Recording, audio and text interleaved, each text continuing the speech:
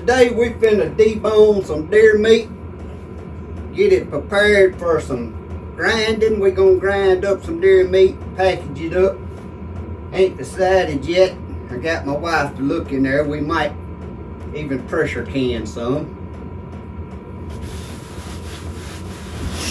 But right now I'm getting everything cleaned up and disinfected a little bit since I'm inside the shed.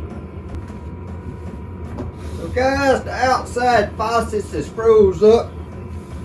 It was 20 degrees when I got up this morning. So I'm gonna lay some towels right here where I'm gonna be actually cutting the meat up. And my outside water sink froze up, so I'm finna run these pans that I'm gonna be putting meat in and give them a good rinsing after I just get through cleaning them out with the Clorox. I don't want no Clorox taste on my meat. So let me go get everything washed up and ready. Then I'm gonna cut me off some meat and bring in here and start deboning it first. That diesel heater's gonna keep running, so y'all just gonna have to bear with the ticking sound that it makes. Cause my hands get so cold, I had to come over here and warm my hands up. Now, it ain't none too warm up in this shed right now. It's only about 43 degrees. About 43 degrees in this shed right now. And that meat's been hanging all night out there, so it freezes my hands. So I'm gonna go get this washed up and get me some meat cut off, because it's just hanging. I cut me probably the shoulders off first, or the back strap. Now the back strap I'm gonna slice up for steak meat. I'll slice it up, back strap and tenderloin, put it in one pan. Set it back out there, because the high for today is only like 31. Guys, first we're gonna rip the back straps out. You ain't never done this, stick your knife right beside that backbone. Come up to the where it joins into the rump roast there on the hips. Stick it back in and stay as close to that backbone as you can.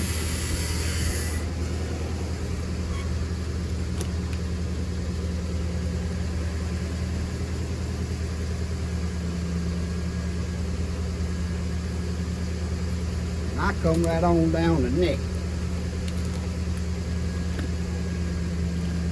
I'll see if I can get y'all over here where you see a little better.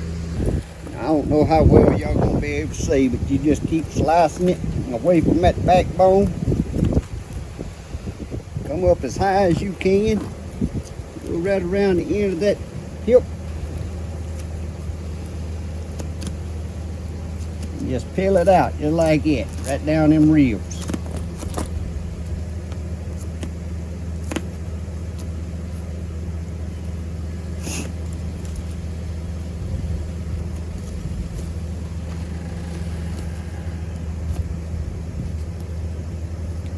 That blood there, that's where the bullet exited.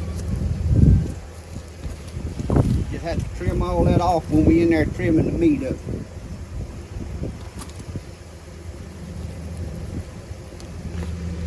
And there's your one side of the back strap. I'm gonna put it in the pan and come back and cut the other side out. I had to warm my fingers up, they get so cold.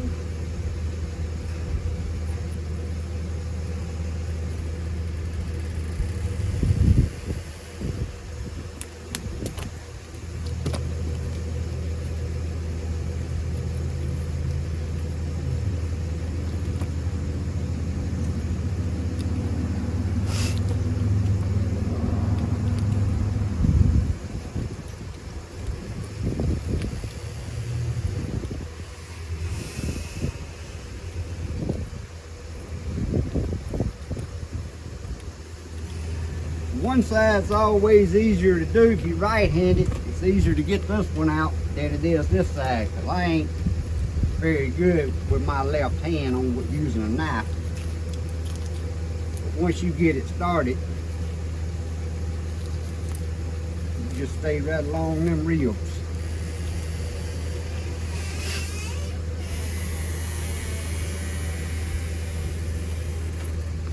That squeaking noise y'all hear is because I left the door open and it's moving back and forth in the wind.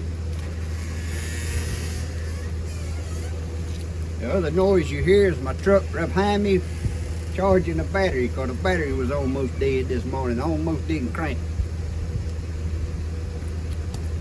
Now we're going to turn y'all around here on the inside of the deer. It's what you call your tenderloin. Always peel that fat off of it right there. And the same thing, you get that knife as close to that backbone as you can.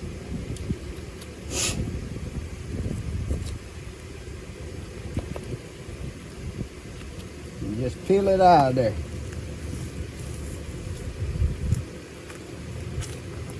See, they ain't that long, but that's the most tender part of the deer.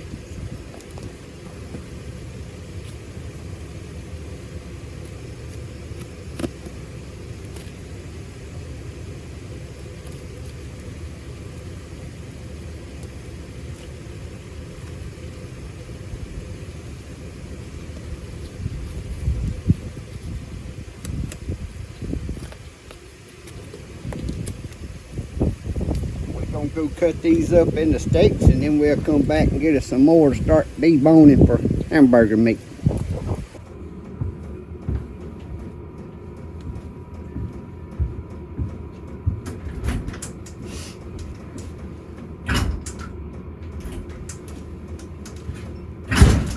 Whew.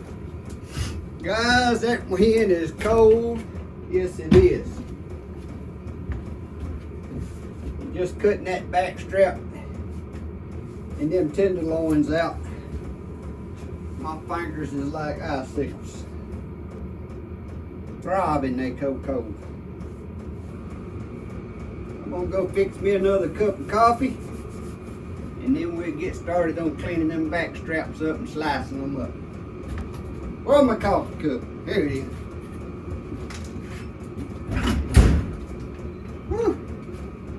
Killed my trucks, guys. Yesterday them trucks get cranked. On my Toyota, I've had the maintainer battery charger on it, because like I said, my batteries is 2 or 3 years old. Well, no, actually that Toyota, they 2018 model, so I knew if I didn't put that maintainer on there, these nights getting below freezing, so many of them in a row, it zapped them batteries. It almost got my VENISON battery this morning. It just almost didn't crank, so I cranked my truck and let it run, but then I just put my maintainer battery charger over on it. But now we finna see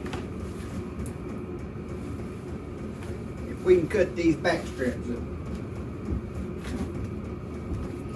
First, I want to raise this table up so I ain't bending over.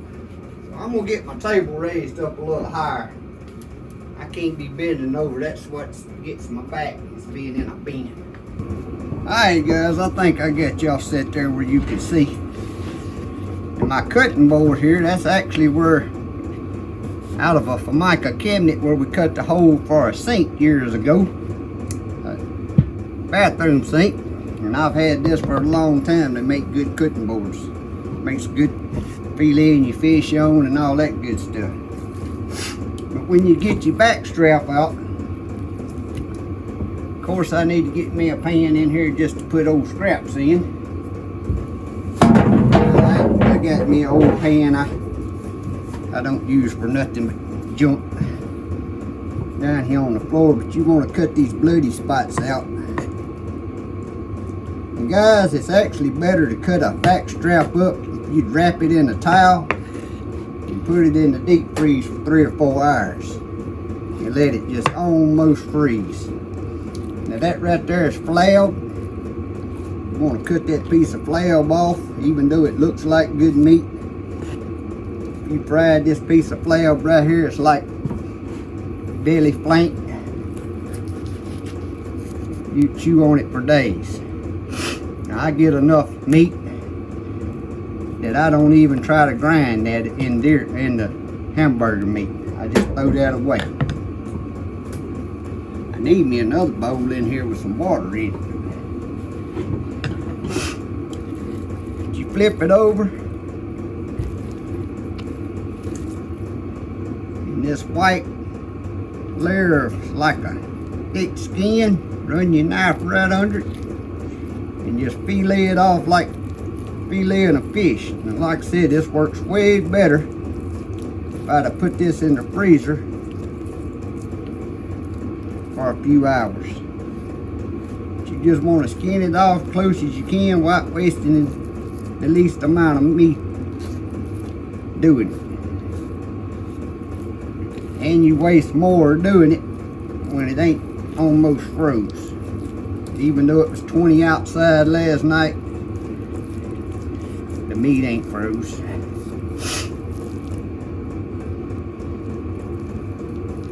Actually, this deer wasn't skinned. I skinned it this morning. I'm saying it hung all night, but it hung. It was just field dressed. It wasn't skinned. So that's why this ain't froze no more than it is. Even though it was 20 degrees. But you try to get all this off you can. You don't want that on your fried meat. All that does is make it tough and chewy. If you don't get enough meat off one deer, kill some more. I remember years ago when I was young, started killing deer. Boy, especially when I ground, I'd cut every little piece of meat off of there I could get. Well, you end up with a bunch of bad meat even in your ground meat. Didn't take me long to learn. They give me more tags, so I just shoot more deer and keep the best meat. Ain't no sense in keeping all this old pieces like that. So if you took your meat to a processor, a lot of them, that right there would be throwing your ground meat, because they in such a hurry. Now the end piece here ain't gonna be straight. You gotta cut to get straight. So this right here, I actually be putting my pan for ground up meat. And then I cut mine somewhere about 3/8, ½ inch. Into little steak pieces just like that. Now I don't tenderize it before I freeze it. I do that when I thaw it out, because when I'm doing meat like this, I don't want to take the time to tenderize it. I do have a little hand crank tenderizer that I could run it through, and I have done that before. But since I'm just doing backstrap for fry steak off of this deer, I ain't gonna tenderize it before I freeze it.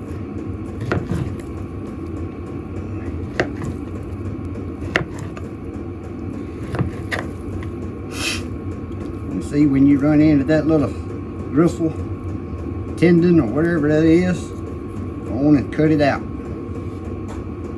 Don't leave that in your fried meat. Just like that piece right there. I won't even put that in my ground meat. The older you get like me, teeth ain't that good. You need the best quality meat to make it worth eating.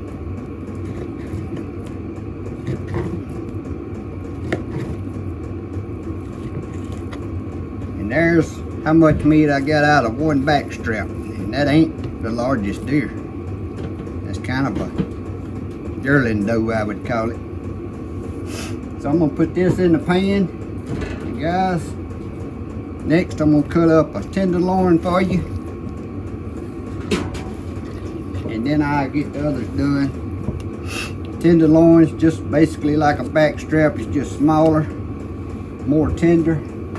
A lot of times I put them in the fry pack by itself. For me and my wife, that would be 2 packs of fry meat, 1 pack off of each little tenderloin.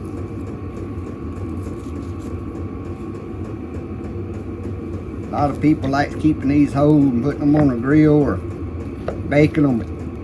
This here's some of the best fry meat. Even though it's little pieces, it's like bins and nuggets. And I'll throw this in the one end of my pan so I can keep it separate.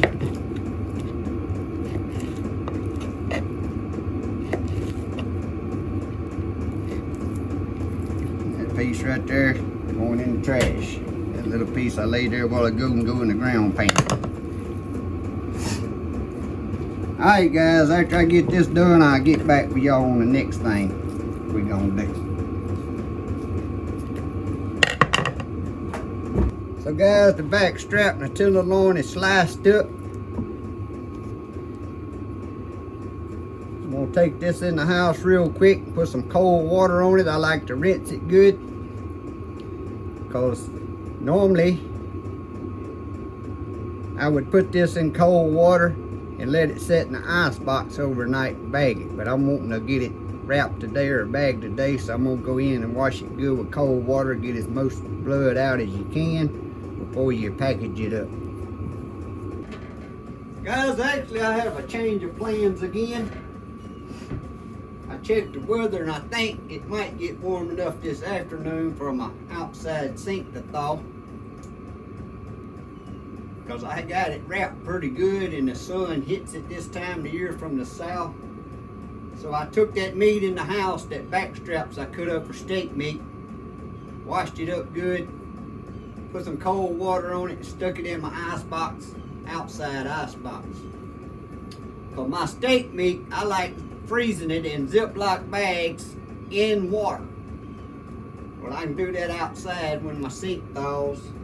Or my water outside going to my sink's filtered water, going to my sink and my little short hose that I use for cooking and stuff. It's double filtered, to tell you the truth. But anyway, I like freezing my fried meat, squirrels, fish. I like freezing them in water. Fill that Ziploc bag, just enough water to cover that meat in there. Put it on the edge of that sink till that air gets out of it and zip it. And I have eaten fish, meat, 8 and 10 years froze like that. Now yes, years later, that piece that's touching outside of that bag, you may have to throw that piece away, but what's froze inside that ice, it'll last for years. I do have a vacuum sealer. Actually, I bought a pretty good one. I done a video on it a few years ago. It works great. It's less room it takes up in the freezer when you're doing that, but it's just not as reliable as freezing in water. Now my hamburger meat, either I'm gonna freeze it or I wrap it in saran wrap and in freezer paper. And if you putting up a lot and you want it to last a longer time, and I trust better than vacuum sealing, and that is wrap your little patties of ground meat in saran wrap real good, then wrap it in freezer paper, then put it in a Ziploc bag and get as much air out as you can, and it'll last a long time that way too. And that's still faster doing for me than it is vacuum sealing. So anyway, I'm going to go outside and we're going to cut the shoulders off and bring in here. Now normally what I like to do with shoulders, I keep the shoulders whole, cut their leg bone off up there real short so that shoulder would fit into a big crock pot, and I usually keep the shoulders to do that. But since this deer here is for grinding, I'm going to cut the shoulders off, bring both shoulders in here and get as much meat off the shoulders as I can for grinding meat.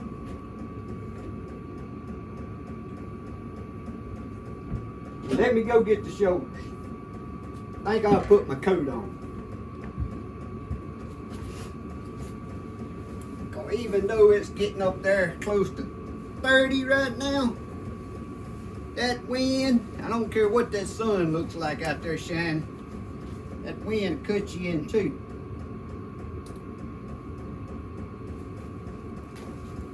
Alright, let's go get some shoulders.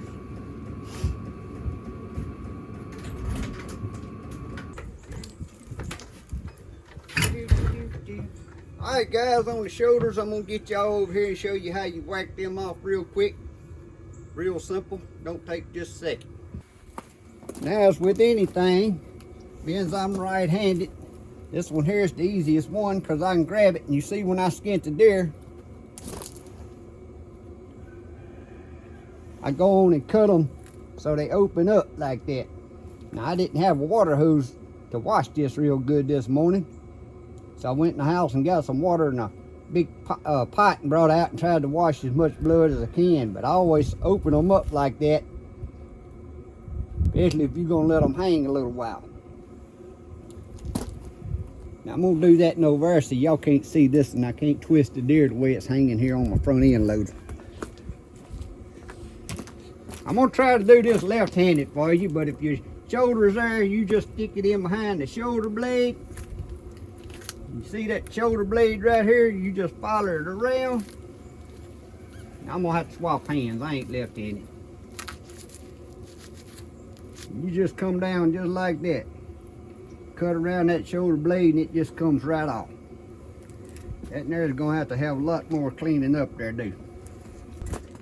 We gonna whack this other shoulder blade off right here. I know y'all can't see that good. Since I'm doing ground meat, all this meat here on the neck's good ground meat, so while I'm taking the shoulder, I go on and get as much of this neck meat here I can,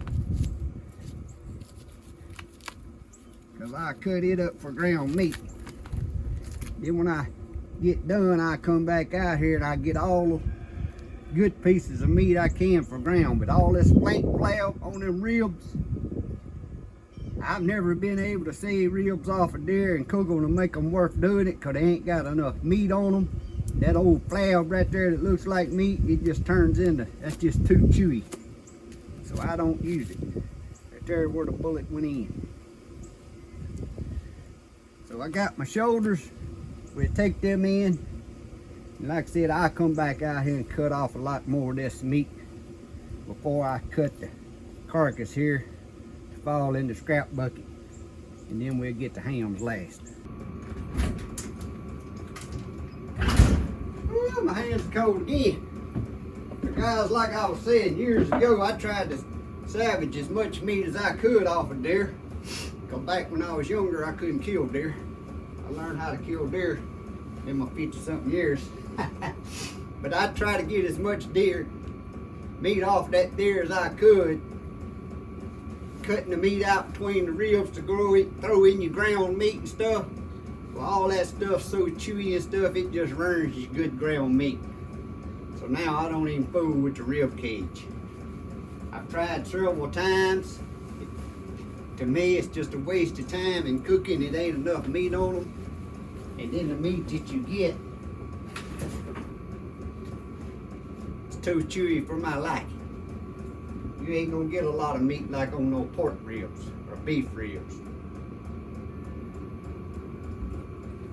So now I'm gonna get you over here and we're gonna start deboning and getting the meat off these shoulders. Now shoulders ain't the best meat because it's got a lot of gristles, and that's why I usually leave it whole, cook the shoulder whole as a roast, and then we would take the roast out and get the juices off of it, shred the rest of the meat that was roasted in the crock pot, put barbecue sauce on it, and have barbecue sandwiches out of what was left over.